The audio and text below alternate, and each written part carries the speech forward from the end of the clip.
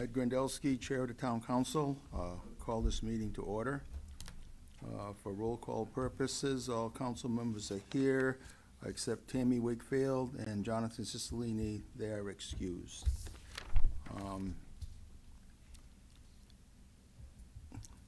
No interviews. Any citizens' comments related to what is on the agenda tonight? I guess none. Old business, none. New business. Overview of land use.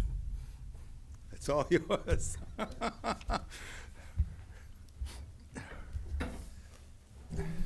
Brian also asked me to cover, in addition to the land use topic, some overview of some FOI stuff. So Sure, I've got some sure. FOI elements in there as well. Good evening, everyone. Is this okay if I sit right Yeah, here? yeah. Oh, yes. I think I might have met all of you, if not certainly most of you. My name's Ken Slater. Just by just a little bit of background, I've been practicing for about 35 years. Head up the municipal and land use group in my firm. We have the largest municipal practice in Connecticut. And the way we usually do it is, for example, you see Rich most often. Rich Roberts, my partner at your meetings when you have one. He tends to be the first go-to person for the general municipal work here in Killingly. I get involved in different matters as needed, but I typically serve the land use commissions here in town, whereas just up the road in Thompson, it's the reverse. I do the general municipal stuff, and am the first call to Nick and Amy before her, and Rich works with the Planning and Zoning Commission. So I represent a number of towns as general municipal counsel, so I have a fair amount of experience in that area for a bunch of towns, but I also do a lot of work in land use. So to start up on the setting up the roles and responsibilities of land use commissions, go a step back in sort of very basic civics, but because the way it works in Connecticut is towns literally have no power of their own.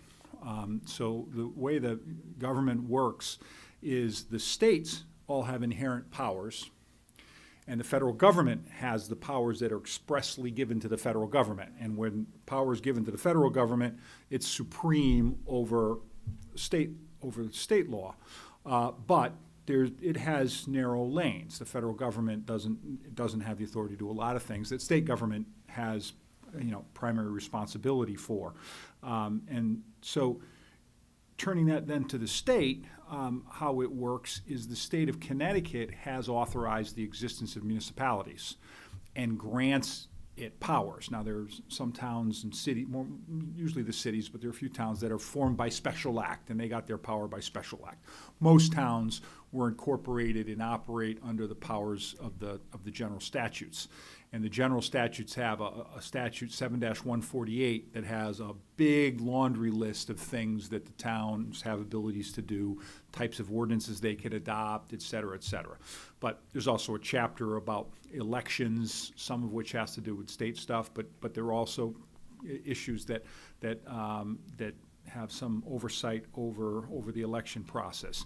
There's the Environmental Protection Statute, and that has in it one land use commission that you have, which is the Wetlands Commission. Every town in Connecticut has to have a Wetlands Commission.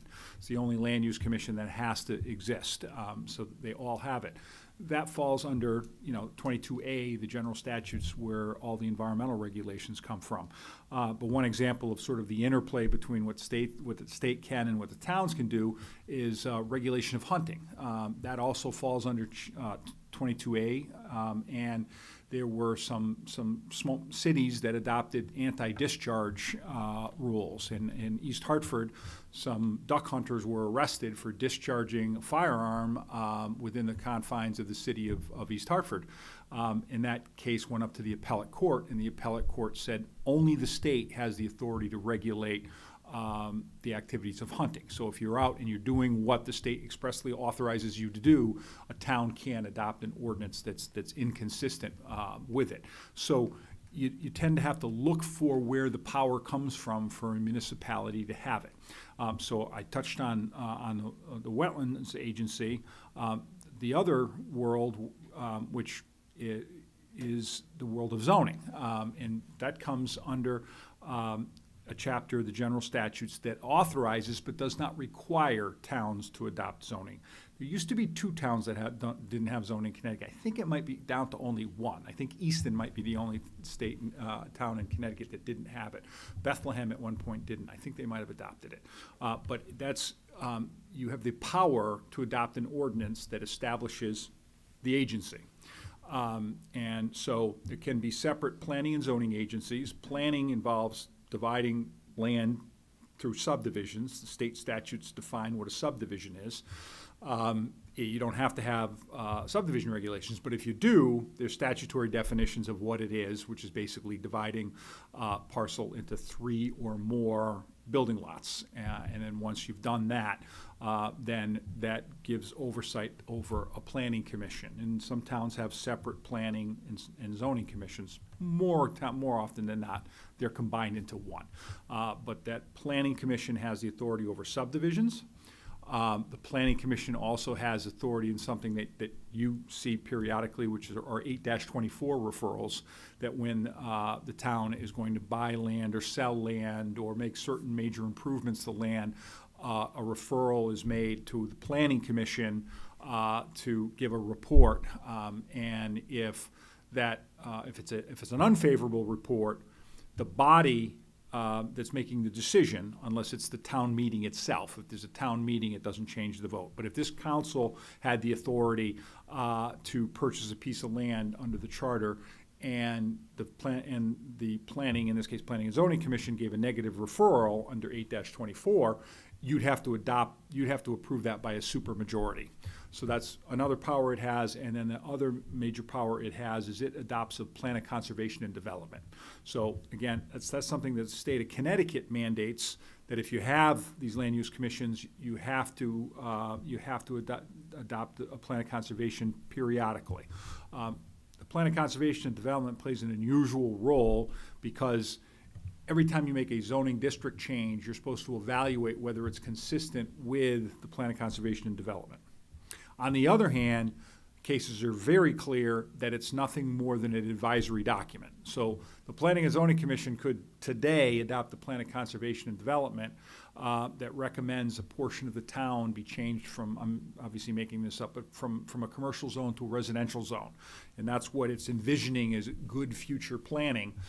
Somebody a day later could come in with an application to change a zone within the plan of conservation, and while the Planning and Zoning Commission is supposed to consider the POCD, and presumably is going to do the same thing because it just adopted it and that's what it thought was a good idea, if during the course of the public hearing the commission is convinced it's a bad idea, the commission does not have to follow the plan of conservation and development.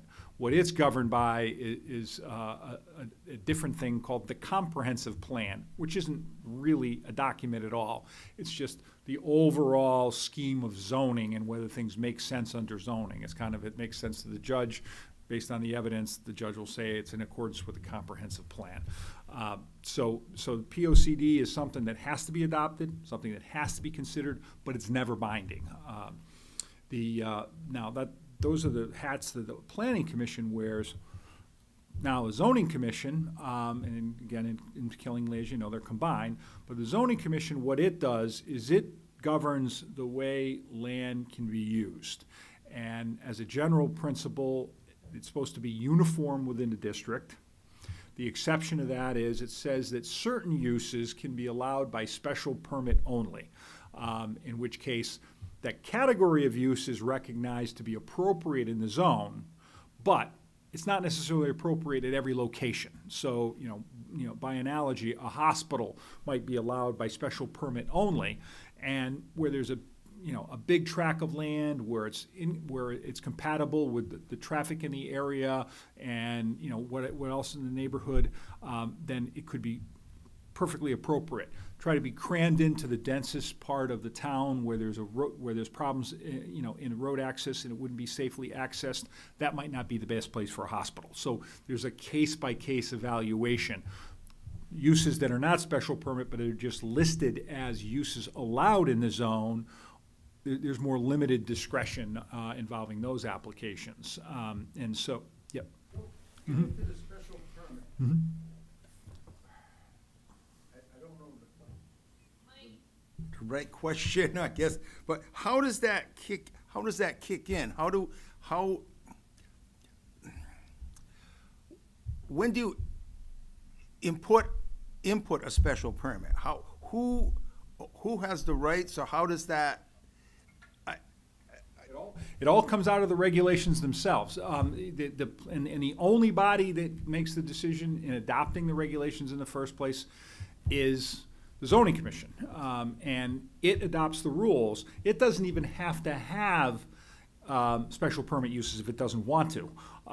It's just the zoning enabling statute 8-2 says that uses must be uniform in the zone except certain uses, which are either known as special exception or special permit uses, they're the same thing, can be authorized but subject to basically a case-by-case analysis. So whether they're allowed or not, or whether a special permit is required, all comes out of what the zoning commission adopts in its regulations. In theory, a commission could have a zone, a residential zone, I'm just making this up, a residential zone where there are no special permit uses. It's just strictly residential, and you, as long as you meet certain criteria in terms of lot size and frontage and setback, et cetera, that's the only use allowed by town. I know of a town that has some zones where the only uses allowed are special permit uses, which I've always questioned. It hasn't been challenged yet, but they don't have any underlying as-of-right use. Everything's by special permit. But that's why the Planning and Zoning Commission Exactly. determines that. They decide at some point in time, everything will be a special permit. Yep. Okay, so that's their. It's them. Or whenever they're making the determination. Okay, 'cause And when they make the first zoning regulations, or when they change the regulations after, when they do that, so I'll drill down a little bit on the different hats a zoning commission member can wear, because they can be very different. When they adopt this can be a legislative body and have policy-making kind of decision-making. So can the zoning commission when it adopts the regulations in the first place and when it periodically amends them. And those have to go to a public hearing. The public has to be given an opportunity to be heard, but then only members of the commission vote on what changes would be made to the regulations, but it comes from them. Now, once those regs are adopted, then it also then acts in more of an administrative capacity. Once somebody files for approval under those regs, they're entitled to do what the regs allow them to do. And so the commission's job then is to evaluate the application against the standards in the regs and whether they're permitted or not permitted. And special permit standards tend to be more discretionary. There tends to be more there. There has to be evidence to support their decision. It's called substantial evidence. There has to be evidence in the record to support the decision, but it's all going to come within the four corners of what the regulations say.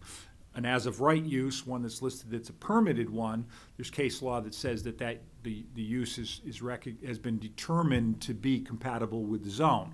So, evidence that comes in that says that that's not appropriate to put, a single-family home in a single-family zone, that evidence shouldn't be allowed because the commission's made a decision, a conclusive determination is what it says in the case law, that particular use is compatible in that zone and is allowed. And as long as the property owner can show that they meet all the requirements, then they're entitled to an approval. So the commission has very, very broad discretion when it's making its rule changes, when it's changing districts, changing line in districts. It has legislative capacity. It's almost unlimited. They can't do it for ill purposes and for illegal reasons, but in terms of their judgment call, the judgment won't be interfered by the court.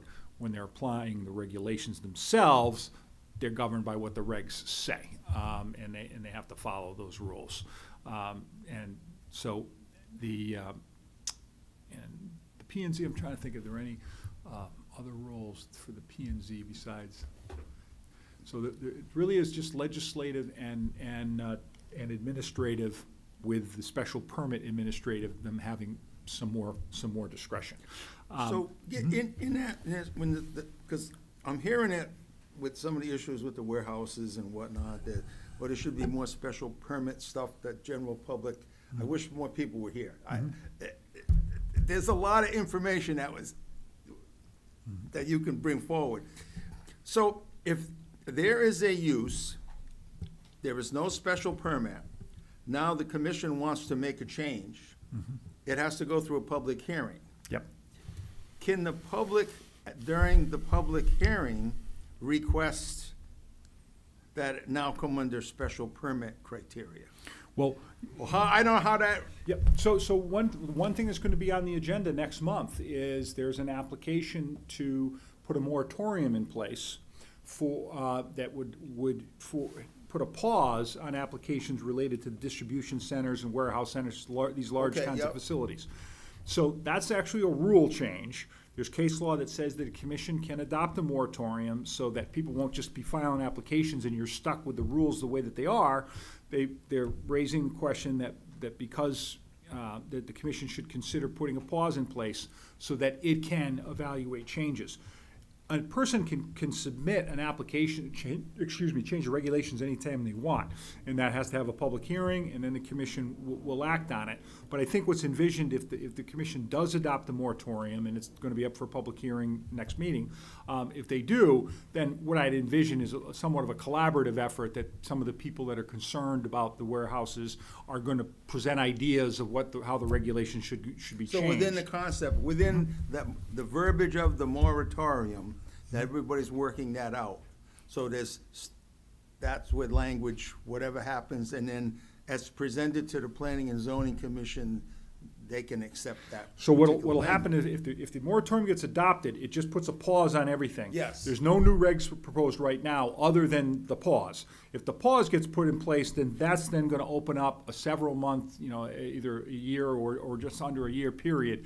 And that's when people can come in and talk, and I think the commission's probably gonna hold workshops, that's what I would guess, where people are gonna talk about, do we wanna change this? Do we wanna make this no longer be a use at all? Do we wanna make this only a special permit use? Do we wanna put parameters on height and size and all those kinds they can do pretty much, they've got a blank canvas. They can change the rules however they see fit.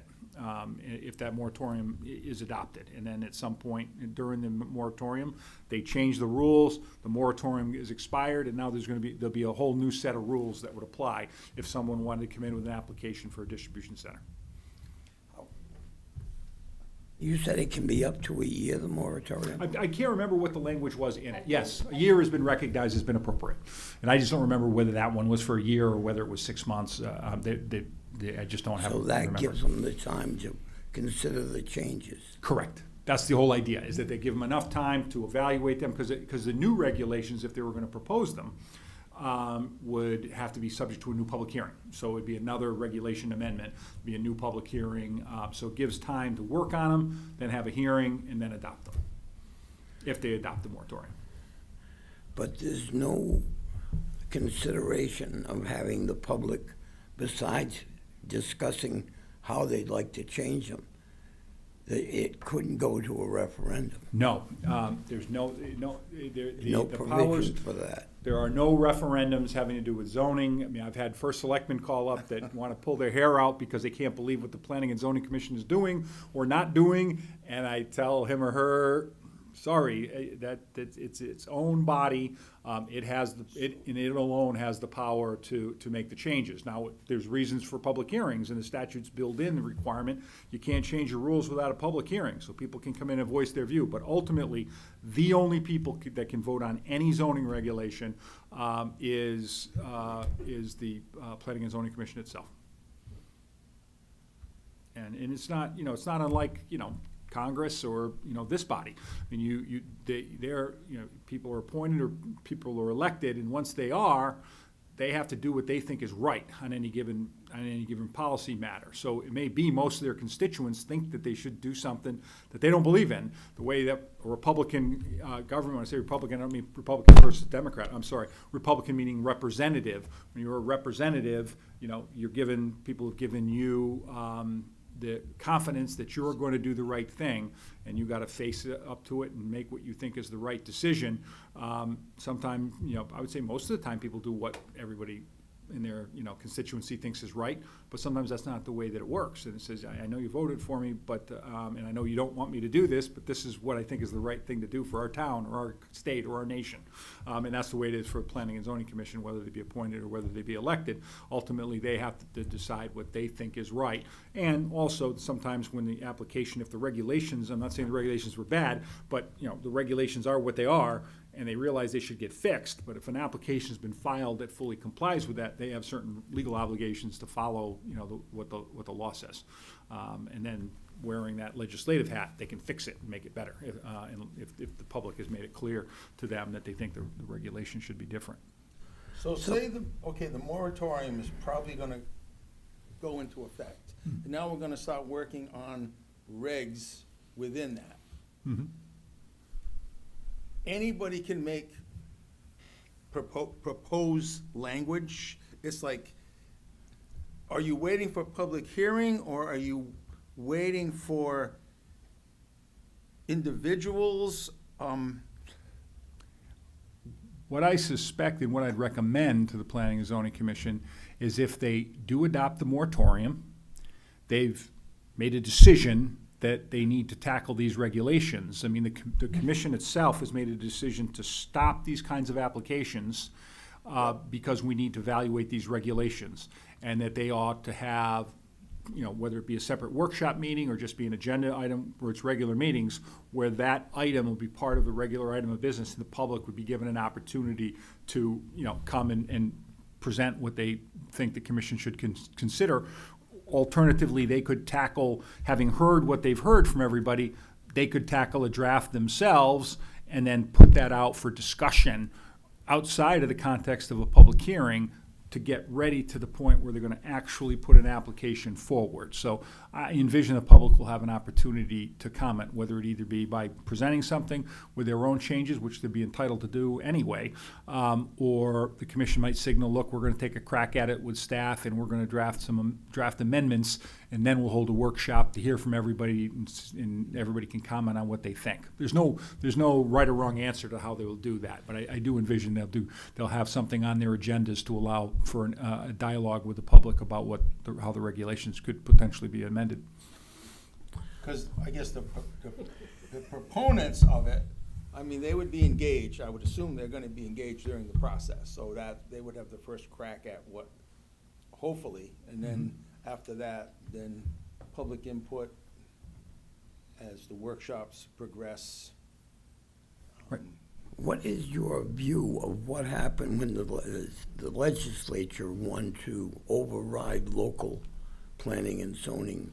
Well, see, that's when you go back, I mean, So they had a right to do that. oh, absolutely, because he who giveth can take it away is, I think, that's another book that goes way back. So the towns only have zoning authority because the state gave them. I mean, I have a lot I could say more, I probably would prefer off the record than on, about some of the legislative amendments that have been made where they don't have any public hearings, they don't hear from people from the land use bar, they don't hear from local towns and planners, and they just pass a bill in the middle of the night that nobody understands when they read it. So that's the frustrating part, but it's certainly absolutely within their power. And that they've done it in a number, they do it with affordable housing, they continue to be going down that road. They adopted 8-30G, which is the statute that basically turned on its head the normal bird. And normally, when a Planning and Zoning Commission makes a decision, it's hard to overturn it. The court defers to their judgment. If they make a clear legal error, it'll get reversed. But if there's as long as there's some evidence there, even if the judge might not agree with what the commission did, the judge doesn't interfere with it. The Affordable Housing Appeals Act flipped it on its head and said that the commission have the burden of proof, and you have to prove that whatever you have a substantial public safety interest that outweighs the need for affordable housing. So they created a pretty heavy burden, but they can do that because they literally could take away the power to zone altogether if the legislature wanted to. So I'm frustrated with the way they do it and how little input they've gotten over time, but they have that power and can do it. And how long do we have to change our regulations to comply? There's different things. There's some set of statutes or rules that came in having to do with parking. So there's supposed to be a summary review that if a town wanted to adopt summary review, so that there's certain parking of less than 16. If your residential housing is less than 16, you can't impose parking requirements on it. And there's also a provision in there that certain aspects of certain homes, middle housing, you only can review it under what they define as sort of a summary review, which is, it's probably like site plan review where you don't have a lot of discretion, like special permit. Arguably, it's even less than that, but nobody knows what it means because they're using terms no one's used before. And so, and I've participated in, I've been presented at, and the only uniform thing I've heard is people really don't understand what it means, but we're doing as best we can to follow it. So some of the things get adopted this year, and then some things they adopt, they just change the rule, and they just say, another example is housing for persons that are getting group homes. There's a statute that came out some years ago, this is not new, that group homes for 6 or fewer persons must be treated like a residential home. So there are a lot of old regulations that a certain number of people that are unrelated would not qualify as a family, and that would be illegal in the zone. The legislature said, no, if they're 6 or fewer and they're getting care in the home, you have to treat them like a residence. So in that case, you don't have to change your regs. Some towns have and have incorporated that language in. Others, it's like, well, the statute says that I have to treat that use like a residential, so when you come in with a group home, they just issue the same kind of permit that would be required for a standard single-family residence.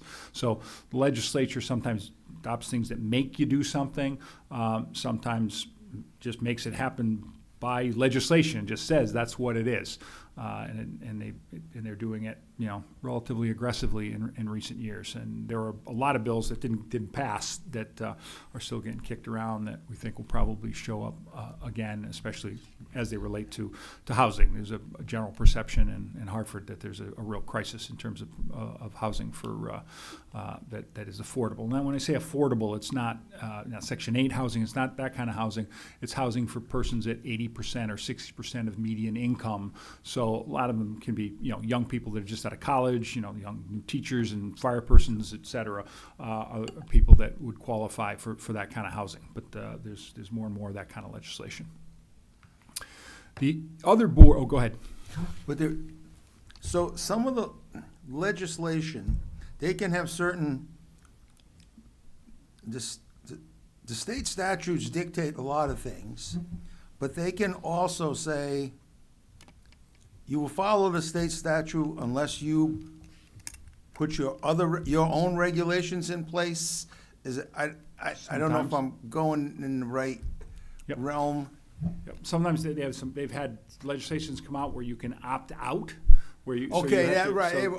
So there's sometimes they have some opt-out provisions, but in other instances, like the group home example that I just gave you, there was no opt-out. You just automatically, that's the way you must, every town must treat that kind of group home like a single-family home. And now, in terms of parking, they've just basically taken away the power to deny housing, medium and small housing, less than 16 units because of the lack of parking, the presumption that people are going to find parking somewhere on the street. So that was the bill that was adopted without a hearing and had other elements to it. But that's now you can't. It just says you can't deny based on parking. So it's pretty clear that way. But what the summary review means, that isn't so clear. People are trying to figure that one out. The other zoning land use board is the ZBA, and that's one where by state statute, if you do adopt zoning, you must have a zoning board of appeals. The idea is that it's kind of because uniform application of the regulations might affect the property owner, so they can't really use their land, they wanted a backstop so that you could go and get relief from a zoning board of appeals.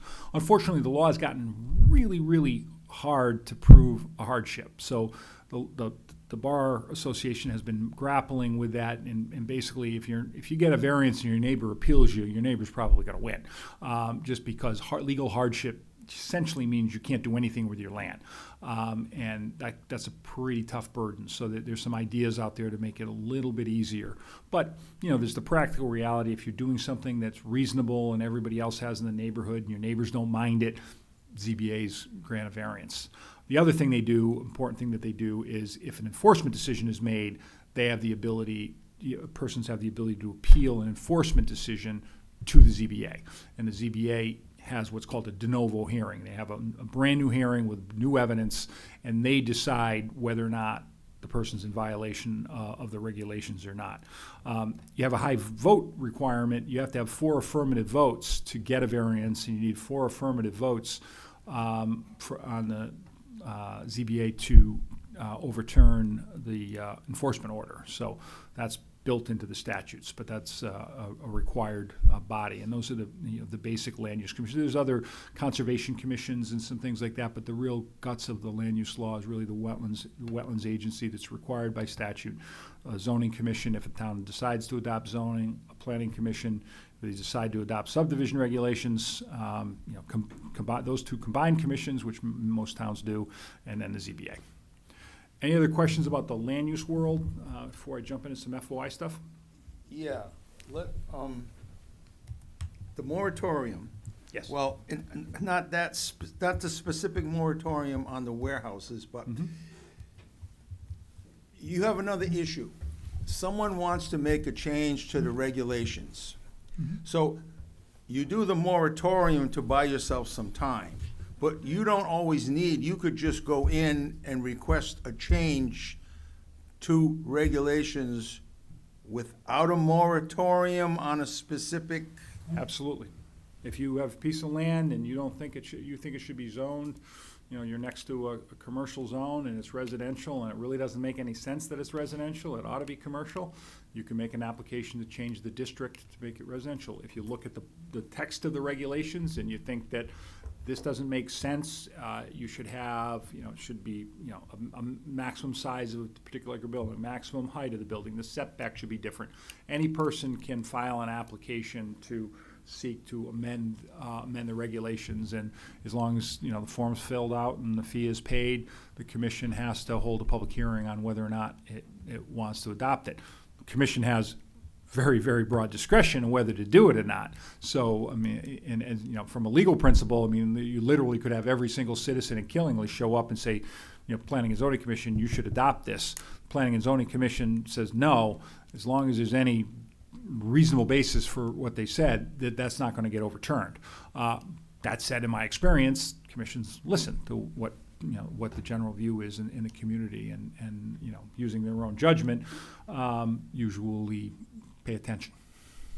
So that's why in the case of the moratorium, with buying time, it does stop anything in that arena. Well, if you were just gonna change a regulation, that regulation stays in place until it would be changed. So a moratorium is what puts a hold or a stop in place, lets everybody really, it flags it out there more so, to say, this is a stop issue right here. You'll be aware, people be aware, and we're working on it. Right, so people can't, you avoid, if you discovered, some problem in the regulation or something you really think you can do a much better job on than with your regulations, to avoid people running in with applications and being entitled to whatever approvals they're entitled to under the way the regulations right now, you put the pause in place, change the perhaps change the regulations. Again, ultimately, they might say, no, they're not going to. But presumably, make some changes, and then when it's lifted, the next applicant's got to follow the new rules. Right. Whereas in the interim, people can race and file stuff, even if the public hearing's scheduled on new regulation changes, until that regulation becomes effective, the application is subject to the rules that existed when the application was filed. So this would be, if that gets adopted, that'll prevent that from happening. There's some, there's a term, oh, boy. I can't think of it. There's some sort of a term. Oh.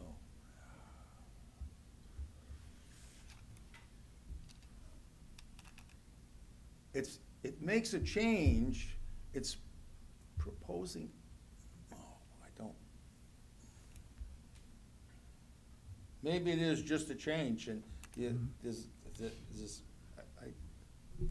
Text change there amendment? you go, okay, text change. So that's what this would be, you would be making a text change amendment, other than that's moratorium, that's, Yep. if someone wanted to do something else, it would be a text change amendment, that's right. what would be done. Yep, in fact, the moratorium itself is a text change, because right now, if you look at the regulations, you can come in with those kinds of facilities. If the moratorium's adopted for a period of time of a year, the regulations are now gonna have this moratorium language in it as a text chain that prohibits any applications that fall under the definition of the moratorium. And then that'll ultimately can be replaced with a new set of regulations if the commission, gets their mind wrapped around what it ought to be. All right, so I'll jump into, One more. yep, So, in your office, you have what each of the towns have for regulations? yeah, and we have access to, there really is no, the state law library also has other towns' regulations that are available, so when we're working on regulations, there's some resources we can look at to. So you to can see look those. at other regulations of other towns that have been adopted that work, so that towns have a little bit of a leg up on writing some of the new regulations. You can find all the regulations I know. online at each town. Thank you. Yep, each individual town has it, and the state law library has a compilation too. And they're not always 100% up to speed, but usually they're pretty good. Thank you.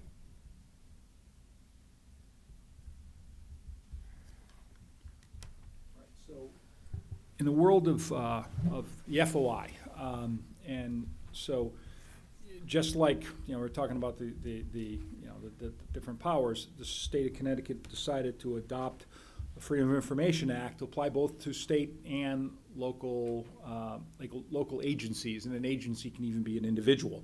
Somebody who's working for the government can be a single-person agency for the purposes of the FOI. And they define what a meeting is. The basic, also called sunshine laws, but the idea is to be able to see what the government's doing. And one thing that you take for granted now is the fact that these meetings are open. Anybody can be sitting in the audience watching what you're doing. And we'll talk a little bit about it, but the exception to that is executive session, and the Freedom of Information allows you to go into executive session. But generally speaking, the public has a right to see what you're doing. They don't have any right to be heard or participate unless the statutes require a public hearing, but you can give the public a voice if you want to, which you do when you have an audience of citizens component to your agendas. But the real key is not participation as much as to being able to see and have transparency in what the government's doing. Any hearing or formal proceeding of a governmental entity is a meeting.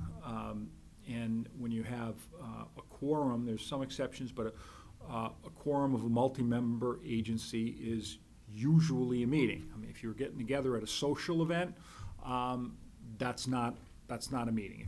If you happen to bump into each other and you're at the local grocery store and it turns out it's the entire council is sitting in the produce section, that doesn't suddenly turn into a meeting. You can also be invited to another meeting. If the Planning and Zoning Commission had one of these workshops, let's say they adopted the thing, and they decided to allow, invite members of different commissions to come. The different commissions, as long as they're going to be at a meeting, which has been noticed under the FOI, and they've been invited to that meeting, they don't have to. I have been in towns with more than one commission will both have it scheduled at the same time, and they'll both call the meeting in the order, and you have 3 different chairs. But typically, usually the better practice, because it's usually on agencies, business is really what's at issue. They invite other people, and as long as they are just attending the other meeting, it's not a separate meeting. It's only the meeting of the agency that they're invited to. the people, can participate. You don't even have to have a virtual or a hybrid situation for members of the actual body to participate by phone. That's always been recognized pre-COVID. People would be able to do that, or virtual means. If you allow the public to participate by virtual means, then there's some unique requirements there. When you have a unanimous vote in a hybrid or a virtual meeting, you should do a roll call. The idea being that you don't know, it's harder to tell who's voting. When you're sitting here, you can tell, but when everybody's on a screen at once, it's harder. So you should do a roll call meeting. Another thing that could be a meeting, though, and then it'll cause, I'll just go on a side tangent on some of the warnings about, are communications by text and by email. If you have, being notified, if your group is notified of meetings, if Brian, for example, sends out, by the way, the meeting got canceled because of weather, we're going to meet, and you respond back and you say, is it going to be at town hall or is it going to be in the old high school?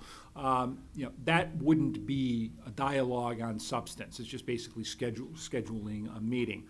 But if he sent something like that out and one of you said, I can't believe we're going to be considering this tonight, and somebody else says, no, it's a good idea, that's a meeting. You start talking about some business and you have a quorum of the people that are communicating with it, then that's a meeting that you've conducted without proper notice and without the public having an opportunity to know what's going on. So that would be a technical violation of the FOI. And I've been in some nasty, I had one instance, I was actually chatting with Brian about it earlier, but was involved one where a town manager in a town in central Connecticut befriended a policeman. This actually made statewide news. You might have known about it a few years ago.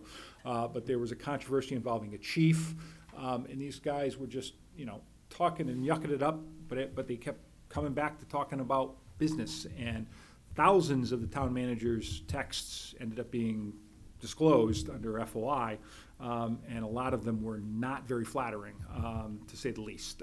And so be mindful that, there is if you are using your cell phone, or your computer or what have you, it's permanent. It's a record that can be disclosed and is a public record. If you destroy it, there's criminal sanctions that can be that can come on you if you intentionally destroy a public record. So be very mindful of doing that. So not only can you invoke the fact, turn something into a meeting that hasn't been noticed, but the documents themselves are public records that you might be forced to disclose sometimes. So be very mindful of that. Certain things are not meetings, going back to the other, which is personal search committees for executive level persons. You can form a search committee, and that you don't have to consider those meetings. Strategy, I already talked about social gatherings. Strategy negotiations on collective bargaining. So those, you can do those without being treated as a meeting. Caucuses, individual members of a single political party can meet in caucus. That's not considered a meeting. So no minutes are required, no notice, none of that. Well, look, do you have to notify going to a caucus? Again, I don't know the right question to ask. I hear caucus, if you're in a meeting, you can suspend the meeting and go to caucus. Is that? That is true. I would say it's relatively unusual in smaller towns. You see that more in larger cities, where during the course of a meeting they decide they want a caucus, and the Dems will caucus and the Republicans will caucus. But that's not a meeting, so you don't have to notice it in advance, and you don't have to take any minutes, and the public is not entitled to be there. But it's not that common for small towns like you, other than when you're doing actual politics and you're meeting and talking about, who's gonna get nominated for this, that, or the other thing. But in the course of the regular business of the council, I find it unusual with towns the size of Killingly that they would break up a meeting and go caucus, but you can. Yeah, but it would be show up in the minutes. That you did a That you- recess for somebody caucus. made a motion to go in caucus, Yes. and at what time, and then what time they came back. Right. But when you leave the meeting tonight, if for whatever reason you decided, you want to caucus with fellow members, I don't even remember your party or if you are in a party, but if you wanted to say, hey, Saturday, I think we should caucus about this, you can be talking to your fellow members of your party in the parking lot and then, meet at your house on Saturday, and none of that is subject to FOI. So once the minutes have been taken in a meeting, they have to be ready and published in 7 days. So there's a couple of requirements on those. There's an even shorter window for the recording of the votes. And is it 7 days for the votes, or is it? Am I right about that? I'm supposed to do the training, but is it 48 hours? 24 or 40? It's either 24 or 48 hours are the evidence On of the votes. voting. And then the minutes, 7 days. And I've had a council, or it was actually Planning and Zoning Commission, get itself into trouble. They had an executive, their secretary for their commission, who did really, really detailed minutes. Now, you want to look at, all that you need for minutes is take a look at the Freedom of Information Commission's minutes. They're the shortest minutes you've probably ever seen. The only thing you have to have in your minutes is when it started, who was there, what was voted on, and who voted for what. That's it, and that's all you're going to see on. The Freedom of Information Commission will go through 25 items of business on their main meeting, and their minutes are probably 2 pages long.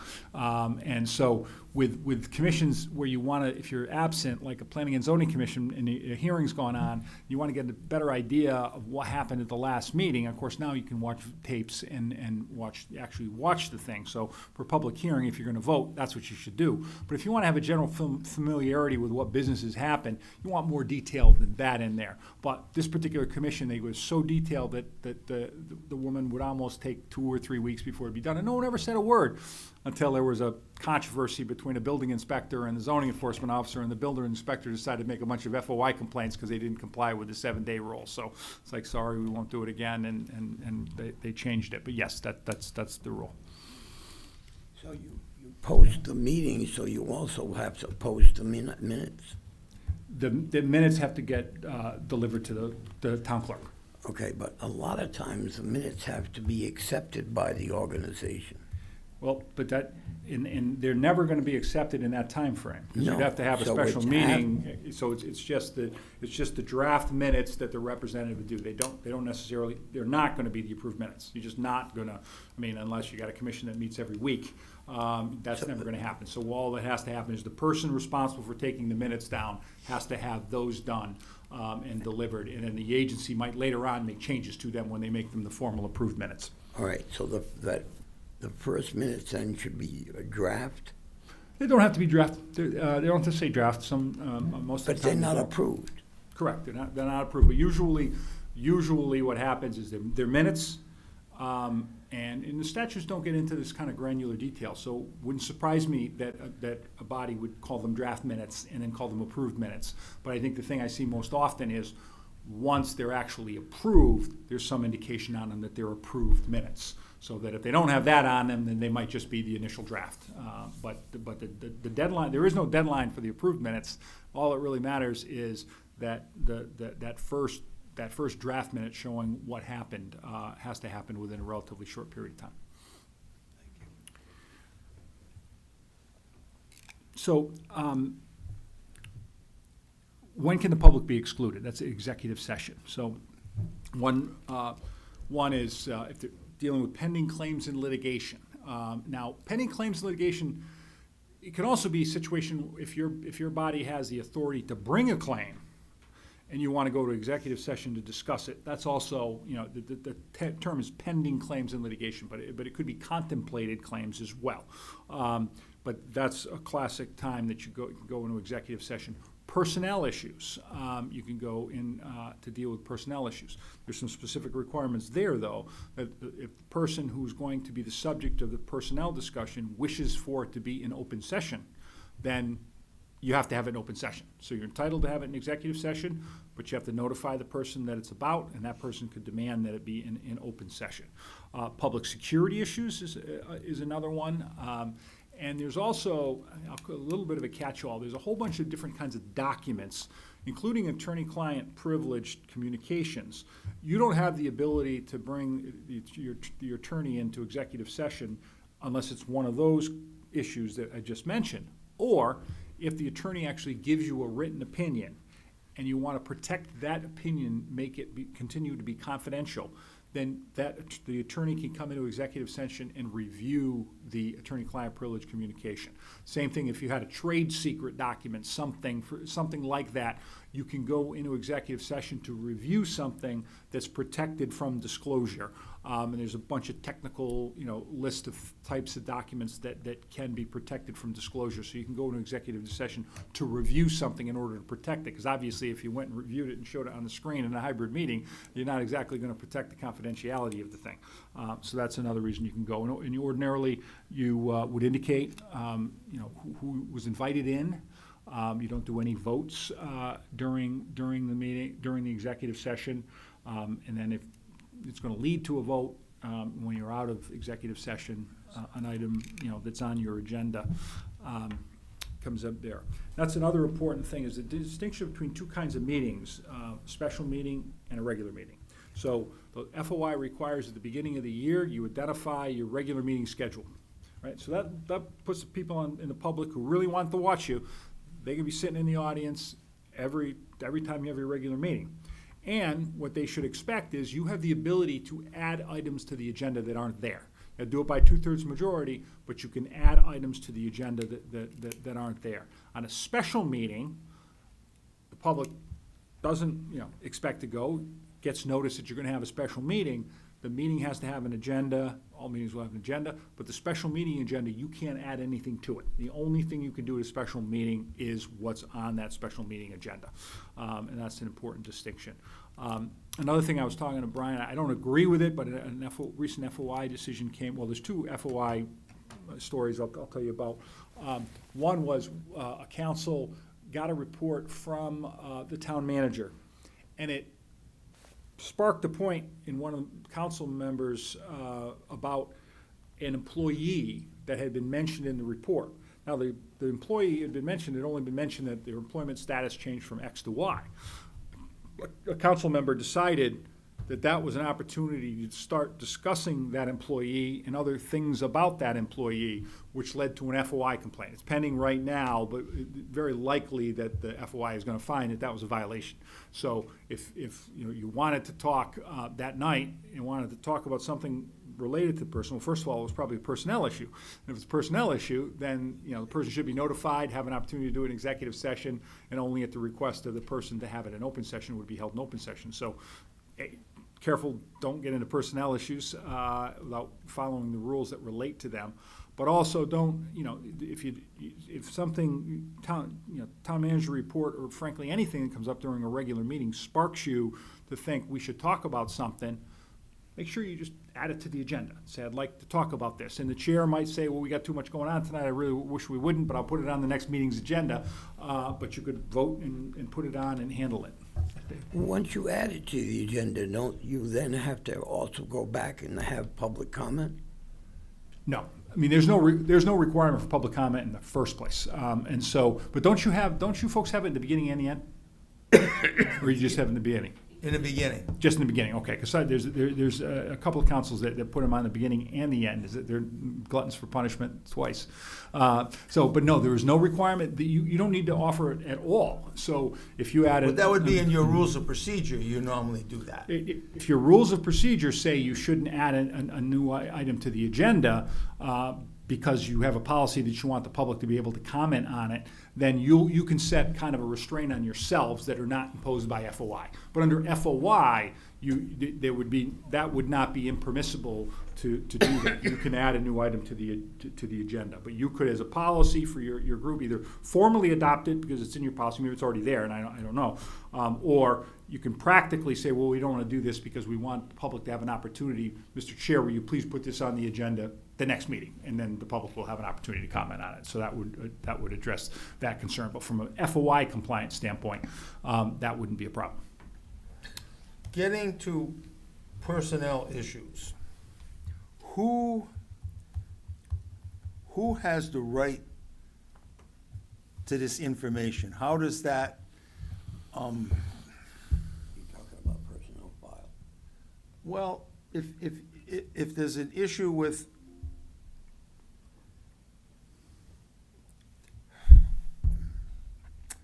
I don't,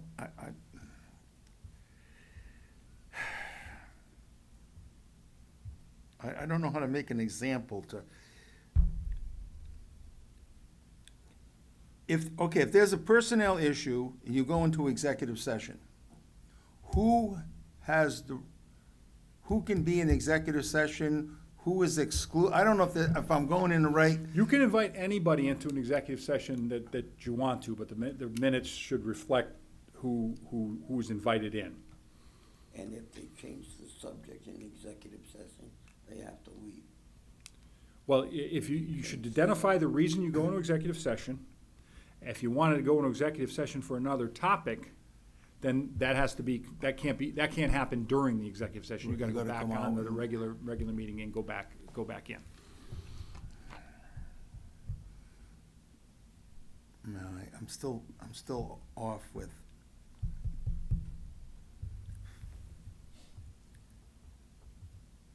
So how do you come out of executive session? You can't vote.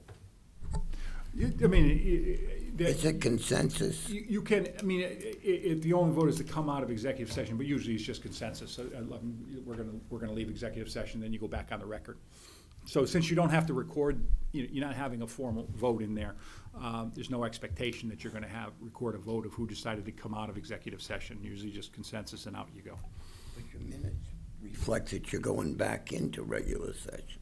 Yep, they should identify the time that you came back in off executive session. Some chair will say no votes were taken, but you don't need to say that. Those were the basic, we do training on running effective meetings and all kinds of other topics, but the basic overview of the FOI requirements, that's what I intended to cover.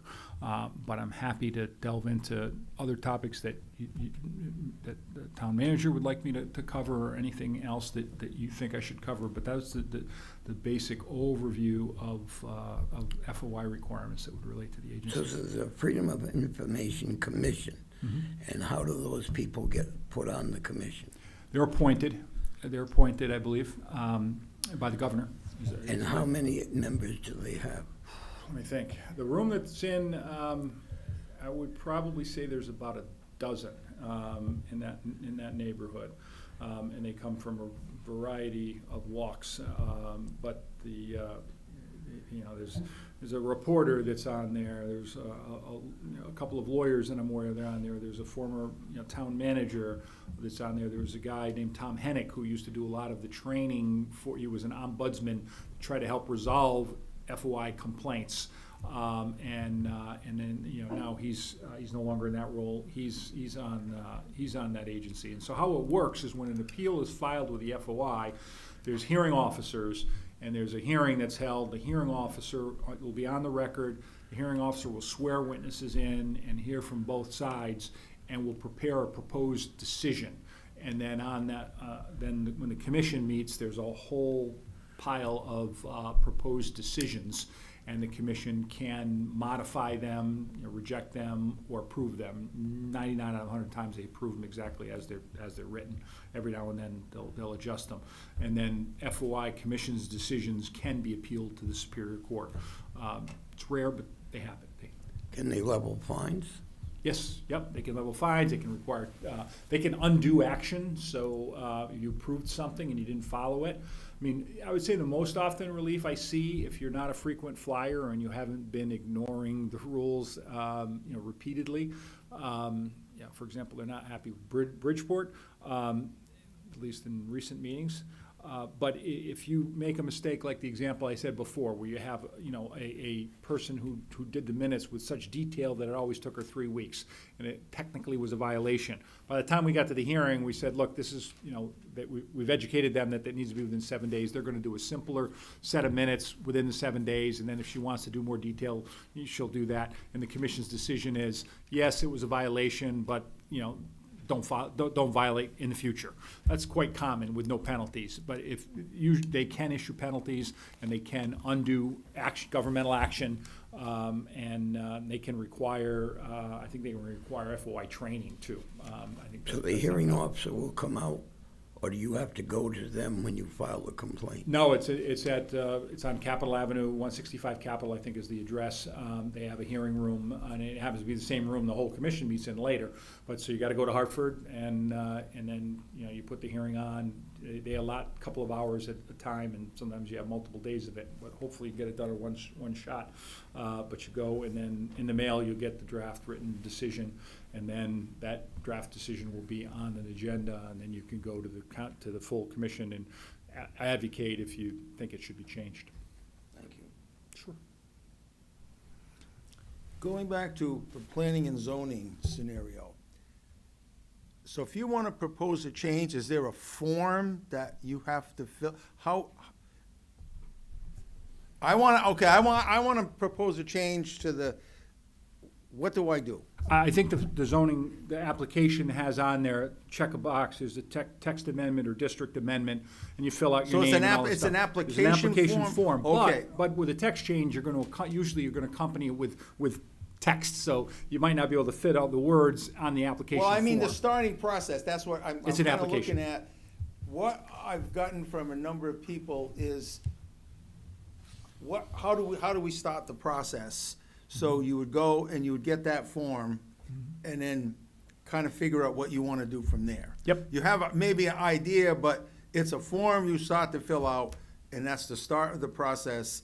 And then you got to talk to the various individuals Yep. and get educated as to what you're trying to do. Yep, and then, hopefully in the context of the distribution centers, people will take, if the moratorium gets adopted, they'll take advantage of that opportunity rather than run in with an application and all that. They'll work collaboratively with the commission to try to come up with something. Submit things to the commission, but hopefully they wouldn't submit an actual application during the moratorium to allow everybody to have some dialogue. That's the whole purpose of the moratorium. You don't have to worry about it and try to come up with something. But by all means, people they don't have to do that. They could just file an application. Well, that's prompting everybody, that part of it, but then again, in general, I think if we want to make a change, you go down to the planning office, there is a format, they will help you start the process, and okay, all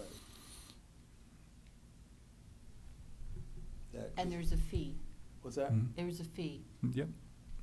Oh, okay, good, Isn't it? all right, we There's an need that. But I mean, one of the reasons for the fee, especially with the text change, was that they're usually set to cover the cost of publication, because there's a statutory requirement that there be newspaper publication. So usually an applicant bears the cost of the, I don't know what Killingly's number is on their application, but quite commonly, they're at least what the cost is to do that, and sometimes a little bit more because staff time's involved and that sort of thing, but there is a fee. Because it seems when people, some individuals, they're afraid. Like, people don't want to come up to the podium during the meeting. How do you, yes, there is a cost, that would be a minor thing, but you want to, if you don't like what you're seeing, I need to encourage them to take a shot at it. That's, so it's not that bad. They have been coming up to the podium. Well, in some instances, yes, but in others, And not a lot of not public tonight. comment. I think the town manager wanted to say something. Yeah, expanding on the emails and the text, things like that. Our council in particular has government-issued emails. Some of them choose to also use a personal or work email to receive town communications. Are there any risks in doing that? What's best practice? Well, the beauty for the towns, because I've got towns that don't have a government-issued one, so they can't divide between them. But if you can, I strongly encourage people not to use the others, because if you can say under oath that I don't use, this phone for my personal phone for any business, I always tell folks that they have to reach me on the text, then you're going to greatly reduce, if not eliminate, the risk of a court requiring that your phone can be given to a forensic person. I mean, the horror story that I told you before, where these terrible texts were disclosed, and there was actually a forensic phone person who went and undeleted lots of texts that were on that phone. So the person thought that they could hide them. I think they ultimately were provided, but they were thousands of them. So if you only stick to business, hopefully there's nothing embarrassing on the business ones, but it's a lot easier if someone had to go through just that than going through your personal ones. Just a softball question. I think common misconception, if you weren't at a meeting and then you're at the next meeting to approve the minutes, can you vote on them? You can. I mean, the reality is, and there's actually an FOI decision on it. I mean, there can be an instance where you got a clean slate of commission members, so or maybe only 2 returning members. You can't, they get elected and they come into office in December or January, and somebody's got to approve the November minutes, and there's literally only 2 of the people exist on the commission. They recognize that you have the ability to vote on that. If you don't need your vote and you weren't there, then you can abstain, and other people are going to approve it. But if need be, in order to adopt minutes, you don't have to be there. Did I get that right? To miss a softball. It's good to know. And it doesn't happen that often, but it does. It does happen. I was with a commission, and they had like six sets of minutes that they hadn't adopted because they were waiting for some person that was ill, and they were hoping was going to come back. And and I advised them that they didn't need to wait; that they could go ahead and do that. And the FOI recognizes that that's permissible. The person can say on the record that I was not at that meeting, but I'm confident that they're accurate, and I'll vote yay. If you wanted to make that caveat, you could. I can take one more question. I think there's, in Robert's rules, it says if you're going to amend your meeting agenda, you should do it at the outset, but we're not bound to that. Correct. Right? During a regular meeting, you could add something at any time. Yeah, as long as it's a regular regular meeting, you absolutely can. Yeah, Robert's rules, it can be abused. One of the important parts of, and we do the training on Robert's rules, and you got to get 2/3 through Robert's rules, is they're meant to be relaxed in small bodies. So what's really envisioned, because we're in New England, we know what they're like, because if you go to Nebraska and you try to tell somebody what a town meeting is like, they say, what? It's an amazing piece of democracy in what a town meeting can be. But that's also like herding cats. When you have several hundred people in a room and you want to try to, convey what motions are, amend motions, and decide what the body decided, there has to be tools to do that. In Robert's rules, the complex part of Robert's rules helps you with that with a large organization. But Robert's rules actually says you don't even need to have a second on motions with small groups like yours.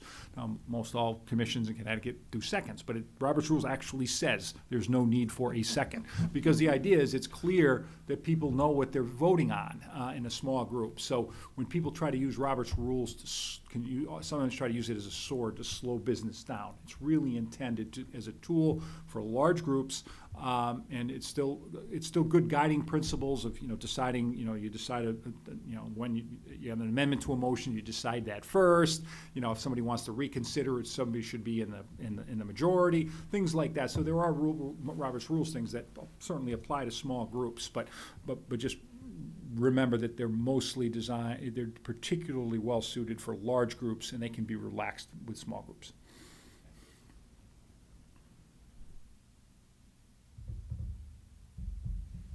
Any other questions?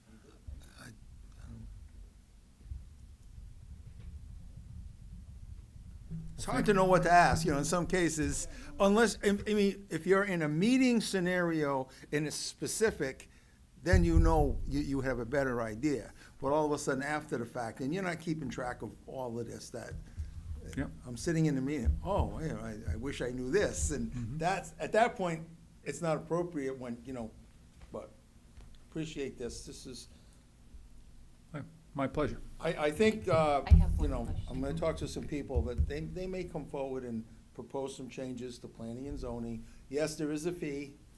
I'm gonna throw that out first. But there's a form and it's not that hard to do. And given that people are under the impression that we cannot do or they cannot do anything, but the opportunity is available. So that's why I wish there was a few more here in the audience that would hear this tonight, but I appreciate you I had- setting this up. What about using your cell phone during a meeting?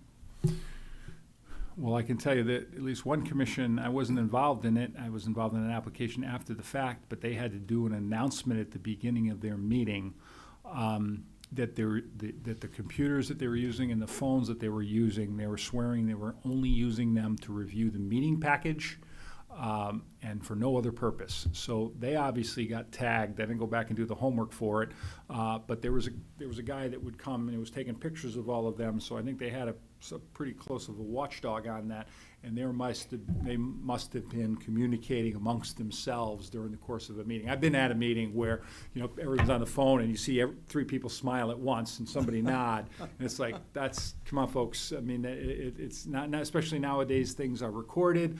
That's pretty solid evidence. So if you want to increase the chance somebody's going to be mucking through your phones, it's doing that. So you should, all the communication you should have in the meeting should be visible and audible to the public. So you should be looking. I mean, I'm sometimes at a meeting and I'm checking a case site or doing something like that, and I could swear under oath that that's what was going on. So it's less of a problem. When I'm using my laptop, the same thing. I'm looking at either the meeting agenda or sometimes I'm looking up a regulation or a statute or something on there. But communicating amongst yourself, you're holding a meeting inside the meeting that hasn't been noticed, and that'd be a clear violation if they could prove it. I thought of one more question.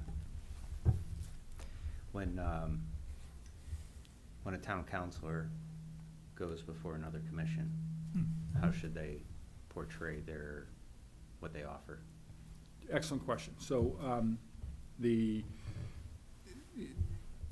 you don't give up your rights to be a citizen in the community by serving on this council or others serving on agencies.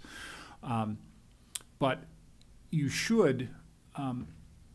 definitely shouldn't identify yourself as a member of the council and then speak unless you've actually been authorized by the council to be the council spokesperson to say what you're saying.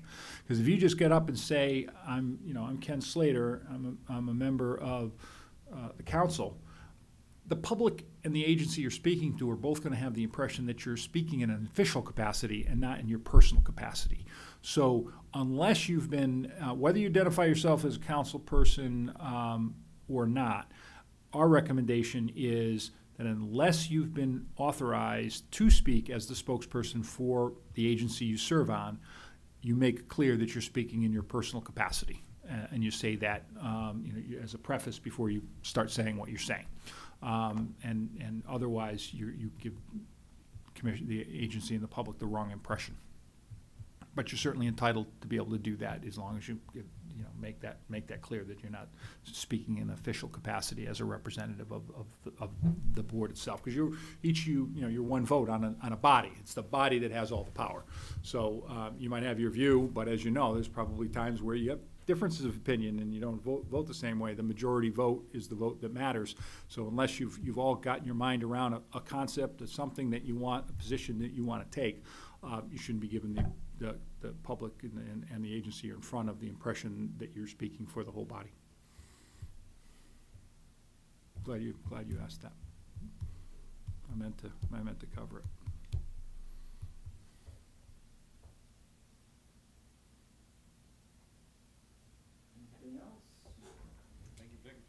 No, my pleasure, my pleasure. And I guess the one parting words on our stuff, it's a new world out there. And, you know, I was saying with the text and all that, but like everything we do is permanent now, just about. So we just all have to be, you know, mindful of that. Wouldn't suggest you wouldn't do that otherwise, but there certainly was an informality in, you know, 1981 you could get away with that today. Someone's got that image from the meeting or from, you know, from your text or from your phone. So be judicious in that respect so that you can, you know, it can be most easily defended and the integrity of the process can be protected. So with that, thank you very much, and I tell you, very much enjoy working with you in the town. Make a motion to adjourn. All in favor? Aye.